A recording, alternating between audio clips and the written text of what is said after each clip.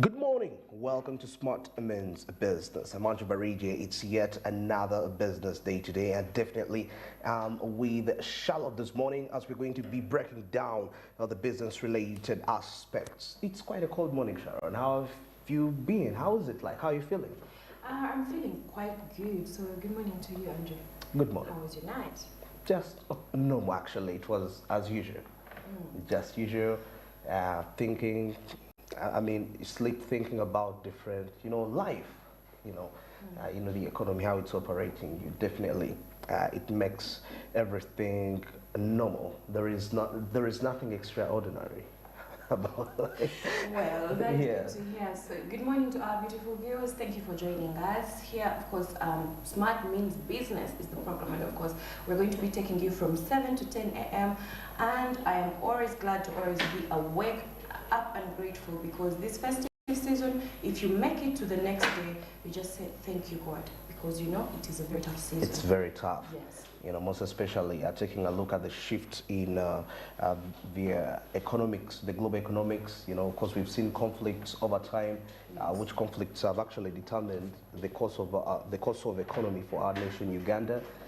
So it is something a little bit tough for quite a number of people, but we definitely are so much sure that you can actually catch up. Now, this calls for high productivity to make sure that you can actually fit within the scope of that. And today, the topic of discussion is definitely going to be rotating around the prices of commodities that is following the festive season. I mean, there are quite a number of factors, like we've mentioned. We've seen the fuel prices have had a significant impact.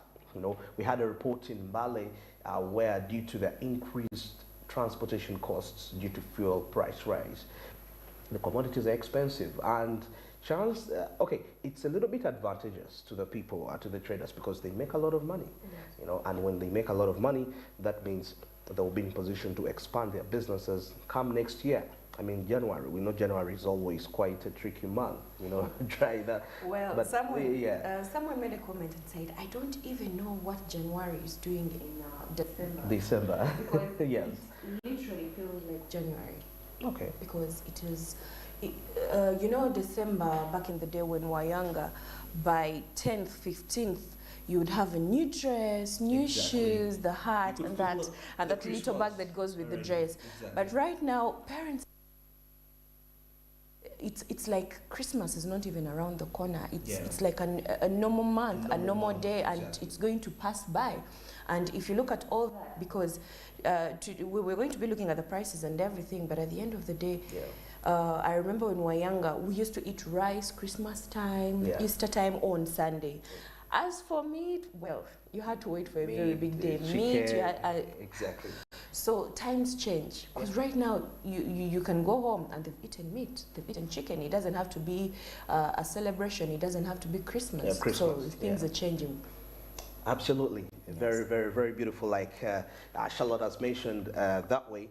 But, well, if there is quite a limited startup, if people don't show up, that is quite dangerous, because if people don't earn, remember, some people have actually acquired loans. And the last time I heard about the central bank in the recent monetary policy meeting, they maintained the bank rate at 9.5 due to inflationary pressures. So that means the cost of borrowing, the interest rates are high. Yes. People borrowed money before, so they have to pay back at high interest rates. Yes. People borrowed with hope that I'll make it on the Christmas. Yes. Actually, we've had disappointing seasons this year. There was a story of a lady who borrowed money for grasshoppers, and it did come out perfectly. I mean, with the turn up now, this is also accompanied with the anticipation of limited turn up of the people due to the high prices. So people are prioritizing expenses. Yes. Because actually COVID-19 taught us a lesson. Well, most people after COVID-19, when they came out, they're like, you know what? After this pandemic, new me, I'm going to be different. And everyone was ready to do a fresh start, do something different in their lives. But guess what? 2023 was like, no, you're lying. I'm not going to do that. We are still going to be like the other years that you've been suffering. So it's like after the COVID pandemic, I think the war that happened in Russia also made it worse because Yeah. prices kept going up and up and Yes, up and every prices day. of fuel Because we used to buy a skyrocketed. kilo of meat at just 7 or 8,000. 8,000. But right now, as we speak, you can even get it at 18 or 17,000. It depends on where And you in buy some it places, from. 20,000. Yes, and when you go to like the markets, let's say Kalere, where they buy a lot of it, Yeah. you can find it's 15 or 14, depending on the time you go there. You go there. Yes. Oh, goodness. What is happening for our country, Uganda. Uganda? Of course, if I may just have a brief report. Of course, some of the key commodities in here, matoke, definitely prices remained relatively stable compared to 2022 due to good harvests. By the way, do you realize that these current rains that we have had, of course, we might experience scarcity of food right now, Yes. but let's wait in February. You still have hope? There is going to be a lot of food, trust me. How? The weather? Because we've had massive rains. Okay. So we expect to see onions. The Yes. prices are going to To go reduce. lower, yes. Tomatoes, Tomatoes. and also the prices are increased. Yes. So we expect matoke is going to be plenty. And by the way, we might experience a surplus. Too much that some might get spoiled and the prices will fall. Anyway, that's just basing on the rainfall. So Yes. right now, it's a little bit, the commodities are scarce. Very definitely. scarce, yes. Yeah, Very, we've seen the scenario of meat because actually I'm going to be heading to the Bugolobi abattoir to interview some people about because now if meat is scarce, you told me you went to Kalere and there was no meat. Yes, there is very little So meat that compared means to the to Kalere, we know the roof. the Kalere, You would exactly. get there and Yeah. meat. But now you're like meat. Meat. Yeah, Then it's gonna get expensive because it is scarce. yeah. You know, but anyway, that is part of what is happening right there. Of course, beans prices fluctuated, of course, depending on the variety, with some experiencing quite a moderate increase due to storage costs, of course, driven by the increased supply from that. Well, quite lots, and there is a little bit of increased demand. Of course, this is what is expected in the festive season, increased demand. But definitely, according to the economic cycles globally that are happening, there is a disruption in the economic cycle. So the curves are definitely not going according to what we expected. Now, compared to 2022, the overall price trend for some key commodities like matoke, fuel, of course, remained a bit unstable. Of course, fuel has been up, down. We had a riot during the Ukraine-Russia war. There was a hike, but of course, later on, there was stabilization of the prices. Because I remember we reached a point where a liter was about 6,670 something. It was almost heading to 7,000, but all of a sudden, it started to revert back now to 5,500, and on some petrol stations 5,570. 5,000. I'm talking about premium people that use petrol because it's what majority of people use premium. yeah, yes. premium. So you could find that that led to unstable prices, has led to unstable prices for quite a number of commodities that way. Now, this is, of course, data according to the Uganda Bureau of Statistics, the Ministry of Trade, industry cooperatives, the Bank of Uganda, which is definitely making sure that there is stabilization of these prices. Of course, market research reports and news articles at the same time. Yes. And actually, this pressure, I saw a report of when it comes to, the fees the parents are paying. Some schools have increased fees for the next term. So that is definitely having an impact. There's increasing just a little A bit. little.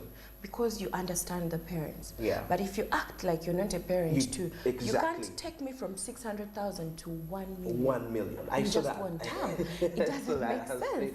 Saying. At least tell me from 600, food is very expensive, fuel is expensive. At least let's make it 900 or maybe 800. But you can't take me to 1M immediately. So that's 400,000. Yes. Wow. So definitely, how am I going to celebrate? How am I going to spend Christmas when I know that I have to pay 1 million in term one? You end up eating your portion beans. I'm going to eat portion beans. Yes. You eat your portion beans. If you feel like you have extra 1,000, you buy a Coca-Cola or a Fanta, you take and go to bed. So that means if somebody was counting on you to buy their chicken, you are one of the customers that are off, you cut off. Well, if someone has, you had promised to buy someone chicken, I cannot eat beans and then I buy you chicken. It doesn't make sense. There is an increasing, I've come to realize, Charlotte, something. What sometimes determines expenditure, okay, regardless of the tough economic times, is the availability of credit. Yes. I understand the commercial banks, interest rates are still high, 28%. Oh my God, borrow such amount of money on 28%. But now there is an increment of digital online lending applications. Yes. And I believe in such a season they are going to make some money, though they are a little bit exploited when it comes to paying back. I mean, I can't borrow 20,000 and you pay 28,000. Actually, 20 or 35. That was my experience. I'm being honest with you. You borrow 20, you pay 35. I got 22,000. I was supposed to pay 35,000 in 8 days. The online, Yes, actually, the you're right, credit because that's online- what they do. the online And at credit that moment, card. you actually don't think about it because you're in You're need of desperate, that you need the money, 20,000. yeah. So the next time when they're like, we're giving you 50,000, you're paying 8, you're like, yeah, it's okay because you need the 50,000. 50,000. But at some time, you're like, wait, I'm actually working for these guys. Exactly. Yes, because at the end of the day, it looks like you're working for them. Because if they're giving you 20,000 and you have to pay extra 15,000, that 15,000. means they've given you 5,000. Actually, absolutely. Yes. 5,000. At that time, it You feel doesn't. cheated, don't you? I've been cheated quite a number of times. But you see, Yeah. that's the challenge of being in an economy which is really having inflationary pressures. And the few people, the people that can give the credit are exploitative in terms of the interest rates. Yes. But anyway, somebody may not care. He says, today's Christmas, let me borrow this money, buy for my family chicken, buy all this. 8 days, that's 31st. New Yes. Year, I will see, I'll figure it out. And now, before you know it, around Feb, the debt burden increases, and now people start to think of, they're thinking of paying dates. And what does that mean? Business is definitely going to be, it's not going to be at its best. But anyway, let's be positive about that. Let's just be, actually, I normally, there are two ways here. You either get credit or you work harder to make the money. Yeah. You're a businesswoman. Well, you see, with loans, Yeah. for the rest of your life, you're going to be working for that person that gave you the money. The money. If the bank gave you 50 million to start up a business, let's say to make shoes. So each shoe you sell, whatever profit you make, you take back to the bank. Take back to the bank. Yeah. And before you know it, the profit you were making was supposed to help you Yeah. build your business bigger. And before you know it, by the time you're done with the loan, you don't have any money left. Any money left? Because every time you put, you're giving the bank, because let's say the bank has given you the 20 million to start this business, Yeah. and they've given you 1 year. And by the time this 1 year is done, you're done paying. Tell me, how are you going to be able to still have things to sell to people after paying the loan? Because you've been paying this whole time. This whole time. Yes. So it never makes sense. So I feel personally, if it's possible Yeah. for everyone to avoid loans, I would personally point in advise time. it. I would be like, do not even get a loan. Have you heard that? Even if you're very desperate, you're You like, had you know that? what? No, I'm You're not desperate. doing this. I don't care how desperate you are, but try to avoid credit. Yes. In other words, okay, but some people don't even have any source of income. Well, it depends because the employment rate is very, very low. Yeah. And we don't have a minimum or maximum wage here in Uganda. So here in Uganda, your boss will be like, I'm giving you 200,000 every month, and I'm going to give you 5,000 every day for transport and lunch. So it's up to you to use that. But this 200,000, remember, you have a family, you have to feed them every day, and also at the end of the day, you end up not even making anything from that 200,000. You end up being in debts, and it's like you haven't been working the whole month. So that is it for us. Beautiful, beautiful. Of course, right about now, this has been our discussion for the morning call. At this point in time, let's get into what's making headlines in the press.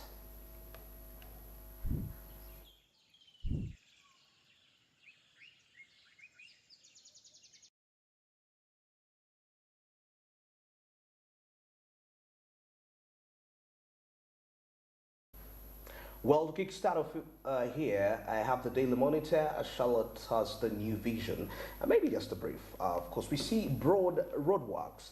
Roadworks drag city to its knees. Of course, we see that even the works are welcome to fix messy road network. The public has definitely has faulted authorities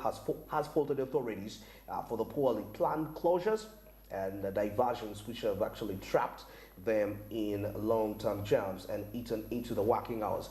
By the way, talking about stoppages, you see that Masana Road, I use it when I'm coming, you know, the road was blocked. There is a road around that area that was blocked, like you're heading towards Lugala. There's a construction going on, but it's now 3 months and there is nothing that has happened. It's just blocked. It's just blocked. You only see, I don't even understand what is being done there. And I don't know why the government actually doesn't work on this, because I feel like if you're going to work on a road, you should be working in the night. And Absolutely. if you tell us as Ugandans, this Garden City Road, I'm going to close it for 3 months, we are going to construct it, find an alternative for 3 months. Definitely we will find a way. We are like, 3 months it is. We can wait. That is it. In other countries, they don't work during the day. They don't work on the roads because this is the time everyone is going to office. So during the night, that is when they do the constructions. And when they say it is 3 months, they will use those 3 months, construct that road, and then open it again. But here in Uganda, they'll say we are going to construct this road. Now, like the one on Queensway, how many years now? I can't even tell. The one on Kalere, the one that joins the Northern Bypass, it took so many years to be constructed. So I definitely, because the roads are being constructed and you have to come sit in jam for 30 minutes to wait for them to remove a poster to say you guys can pass. That means you're going to get to work late, your boss is going to quarrel, before you know it, you might lose the job. Or they might cut your salary. So at the end of the day, they have to find a way to make road construction work. Or these people that are actually given the money should actually be supervised closely. Because if you're given 20 billion to work on this road, and then after it has been constructed for over 6 years, we use the road, and then after it's done, 2 months later we're using the road and it's spoiled again. Again, you're giving us a budget for this road to be worked on again. This is why Uganda, every time we have a budget, it's in trillions. We are not that rich as Ugandans. Exactly. We're always getting loans and loans and loans to take care of the country. Yes. So they need to step up as the government and look at this. And the Ministry of Road and Works UNRA, they need to actually step up, because every time they're working on roads, it takes longer than it's supposed to. It takes more money than it's supposed to. At the end of the day, as Ugandans, we are living in debt. It doesn't make sense to us. The nation is living in debt, accompanied by the citizens who are being affected by the poor infrastructure at the time. The population is exhausted. Imagine you travel from an area, a 7-minute drive, and you're traveling for 2 hours. How are you going to be productive at work? Well, I have no idea, because these government officials need to put something in mind. You are Ugandan at the end of the day. The way you're doing these things, you're given this money to help your country develop or go forward. You have children. You have not worked on these roads that you've been told to work on, but your children have to use these roads. Your grandchildren are going to use these roads. So at the end of the day, if you do not say, let us work on this so that my grandchildren can actually find good roads, it will never make sense to us. So that is it. Absolutely true. We're having some visuals right there on the access road as we're heading into our traffic updates. Definitely see what is happening. There is construction that is happening around the roundabout. It had quite lots of potholes, but there has been some blockage. I'm told some vehicles that are coming in from Zambia, I think, have to pass through Namuwongo to be able to reach. The Mukwano side was all blocked. Industrial area parts were blocked, and I think, and I see majority of the people now decided to walk. You know, people from 6th Street, 7th Street, 8th Street. I mean, all located to that area. of course, as the nation is getting ready for the NAM meeting that is yet scheduled for January to happen. So that is exactly what we're observing, the visuals at Access Road. But surprisingly, Charlotte, I realized that these constructions actually made that place less congested. The vehicles actually move. I think it's because of the blockages that stop, like the Mukwano route, which the vehicles were stopped, that you have to go through Namuongo route, and some people find that inconveniencing. You get it sometimes. You're lazy. I'm like, I can't go all that side. It's too much. It's too much. So you find that you can see actually it's free. That on other days before the construction should happen, you could find a huge lane of vehicles rotating all the way from. So everyone knows it's being constructed. I need to find Plan B. Exactly. Need to find Plan B. What is your view on roundabouts in Kampala? Roundabouts. Yes. Oh my goodness, you've mentioned roundabouts. You reminded me of a roundabout at Prophet Kakan's church. That one, yes. Oh my goodness. It is huge. Is it even really? I mean, it's like a potato garden right there. It's and muddy. there was a time, I think 8 to 10 years back, the roundabout was smaller than that. Okay. So they made a budget and they decided they are going to reconstruct that road. So we all waited. We thought the roundabout was going to be removed. Guess what? We woke up and the roundabout was bigger. And the road got spoiled. Right now, when you pass that roundabout at Mulago, the potholes, Lord. Much. You can't believe that actually it's around, and it's dangerous for a roundabout to be in that state. Because remember, there are vehicles that are joining in, and they say that one in the roundabout is the one with authority. Yes. And some, for you, you're just joining. The one on your right always is supposed to leave, yes. And now imagine, and border still use that. Well, let's see whether the access roundabout will actually be exemplary in terms of the constructions. But my only issue is that if we have these constructions not evenly distributed, that some areas are worked on because they feel these are the areas where the delegates will pass, and others are neglected, and they stay like that for the next 10 years. If you can actually recall the Commonwealth season, that was when we had hotels being built, some roads worked on within a month or two, everything was being very fast. I was like, if Uganda was working like this every day, we would be very far. Our economy would be very different from everybody else. So I feel like where the roundabouts are, they should actually use the traffic lights. Because we waste time on the roundabout. You have to go around it, and before you know it, you find jam, the other car is coming this side. Let's save time because we have to make money. Time is money. Time is money. Yes, a lot of money. All right, absolutely beautiful. And of course, that's the observation. Access Road linking straight to the Ginger Road. Traffic lights, that's where Ginger Road joins with Kampala Road. And actually, on some instances, when the congestion gets a little bit high, there are vehicles that are leaving coming from Chibuli side, that they can drive a one way, and they head to there as one of the ways to control the traffic at that side. So the place is still a bit muddy, as you can really observe. So this is quite inconveniencing. Thank God it's not. We don't have too much rains, but I don't know how the place would be really looking like if we had the heavy rains that could fall and cause a lake, a temporary lake somewhere. It would be having much more worse. Imagine that. I mean, because I'm talking about inconvenience. When you're walking on the sides of the road and the vehicle splashes water on you. You feel uncomfortable everywhere you go. Your day is just spoiled. And your productivity is also tampered with. But this is how it's looking, still in a muddy sort of a state. But we hope, because the NAM conference is not really way far away from today, January.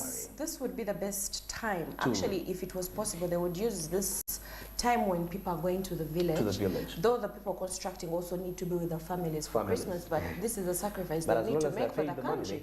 Yes, you can say, let them use this time when people are actually busy. Kids are not yet back in school. You say that, I feel like that place can be constructed within a month if they actually work fast. Even a week. Even a week. See, I'm giving them a lot of time. I'm being lenient. So people have gone to the villages. Kids are not in school, so the roads are not really congested. So if they use that time very fast, I think this road would be done within just like that. In a few minutes. All right, that is the situation like at the access road. It's not congested actually. If you're going to pass heading to Shibuli in Zambia or any of those areas, and you plan to head to that route, you won't spend any time, not even 5 minutes. You'll be able to reach in the required time to the destination that you're heading for. Well, that is it for our traffic report this morning. It's exactly 26 minutes past 7. I'm Andrew Barija with Charlotte this morning, driving a business. For now, Smart Means Business takes a break. And when we return, Caribbean East Africa in the pipeline and international updates. Stick around.